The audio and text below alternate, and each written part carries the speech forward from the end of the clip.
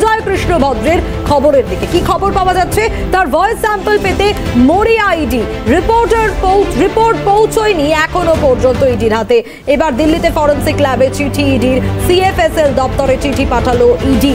আরো বিস্তারিত জানবো, মেঘা আমাদের প্রতিনিধি রয়েছেন আমাদের সঙ্গে টেলিফোনে। মেঘা, দেখো, সুজয় কৃষ্ণ ভদ্রের ভয়েস স্যাম্পলের সম্পূর্ণ রিপোর্ট এখনো এনফোর্সমেন্ট ডিরেক্টরেটের হাতে এসে পৌঁছয়নি। গোটা তদন্ত ভার গ্রহণ করেছিলেন এনফোর্সমেন্ট ডিরেক্টরেটের জোন 2 এর আধিকারিকরা। এবং দেখো, এর আগে ইডির তরফ থেকে সুজয় কৃষ্ণ ভদ্রের ভয়েস স্যাম্পলের জন্য তারা সিএফএসএল দপ্তরে যোগাযোগ করেছিলেন এবং সেখান থেকে দাঁড়িয়ে বিভিন্ন বৈজ্ঞানিক পদ্ধতি রয়েছে একটা ভয়েস স্যাম্পলের জন্য। কিন্তু এখনো পর্যন্ত যেটা জানা যাচ্ছে ইডি সূত্র মারফত যে এর আগে একটা রিপোর্ট এলেও সম্পূর্ণ যে রিপোর্ট সেই রিপোর্ট এসে পৌঁছয়নি ইডির হাতে। তার কারণ এখনো পর্যন্ত বেশ কয়েকটি ধাপ পূরণ করা বাকি রয়েছে, এমনটাই মনে করছেন তদন্তকারী আধিকারিকরা। সেক্ষেত্রে দাঁড়িয়ে দিল্লির যে ফরেন্সিক ল্যাব, সেই ফরেন্সিক ল্যাবে চিঠি পাঠানো হয়েছে তদন্তকারী আধিকারিকদের তরফ থেকে।